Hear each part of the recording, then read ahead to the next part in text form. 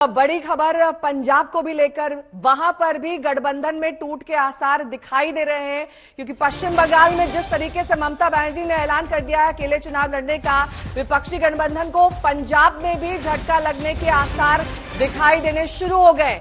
सभी 13 सीटों पर आप चुनाव लड़ेगी, ये ऐलान किया गया है और सूत्रों के हवाले से खबर आ रही है कि विपक्षी गठबंधन को पंजाब में भी झटका लग सकता है। पंजाब की सभी 13 सीटों पर कांग्रेस के रवैये से आम आदमी पार्टी नाराज चल रही है। सूत्रों के हवाले से खबर है 13 सीटों पर आप चुनाव लड़ेगी और बिना सहयोग के लड़ेगी, ये सूत्र बता रहे हैं। विपक्षी गठबंधन को पंजाब में ये बड़ा झटका, ये बड़ा फॉल आउट इसे माना जा सकता है। अंजना मेरी सहयोगी जुड़ी हुई है तमाम जानकारी के साथ। अंजना, देखिए ये सब कुछ इंटरकनेक्टेड है। एक जगह ममता बनर्जी ने ऐलान किया, उसके बाद उसका असर पंजाब में दिखाई देने लगा। अभिषेक ये बता रहे हैं यूपी में भी ऐसा हो सकता है कि जिस तरीके से ममता और अखिलेश यादव बेहद करीबी हैं, ऐसे में पंजाब की स्थिति और खास तौर पर एक अहम भूमिका वहां पर आम आदमी पार्टी की आने वाले वक्त में। सभी 13 सीटों पर चुनाव आम आदमी पार्टी बिना सहयोग के लड़ेगी। ये बहुत बड़ी खबर है। देखिए पश्चिम बंगाल के बाद नेहा साइकिल स्टैंड होता है, अगर आगे खड़ी हुई एक साइकिल जिस पर तमाम साइकिलें टिकी हुई हैं, वो साइकिल गिरे तो सभी साइकिलें एक साथ गिरनी शुरू हो जाती है। उसी तरीके का कुछ इफेक्ट हम देख रहे हैं, जिसे कैस्केडिंग इफेक्ट कहा जाता है। ताश के पत्ते बड़े नाजुक तरीके से खड़े होते हैं।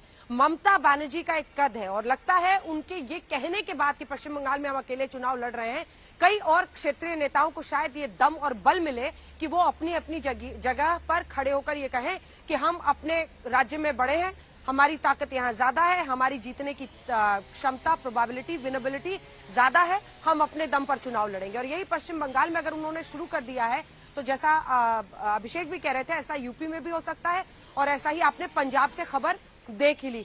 कुल मिलाकर अखिलेश यादव से भी जब ऑफ रिकॉर्ड आप बात कीजिए तो बहुत ज्यादा सीटों को लेकर वो उत्साहित नहीं है। 7 सीटें उन्होंने आरएलडी को दे दी हैं, लेकिन कांग्रेस में वो ये मानते हैं जो 2-3 दिग्गज हैं जिनकी सीटें उनको जीतते वो रहे हैं, उतनी ही सीटें देंगे। ऐसे ममता पश्चिम बंगाल में 2 सीटें देना चाहती हैं।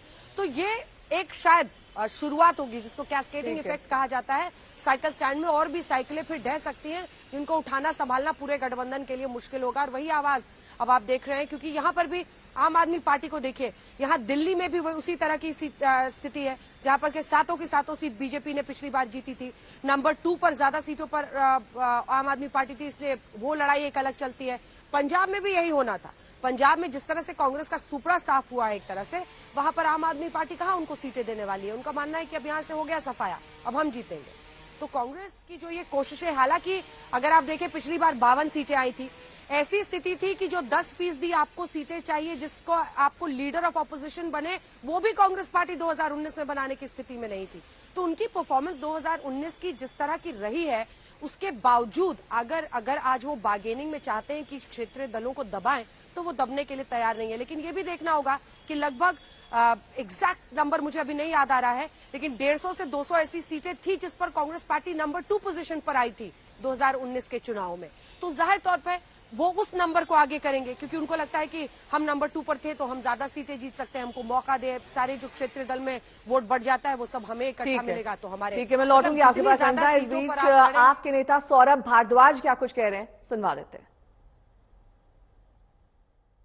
देखिए, बंगाल के अंदर तृणमूल कांग्रेस एक बड़ी पार्टी है, सत्ता में है, और कांग्रेस और लेफ्ट उनसे अपोजिशन में चुनाव हमेशा लड़ा करते हैं।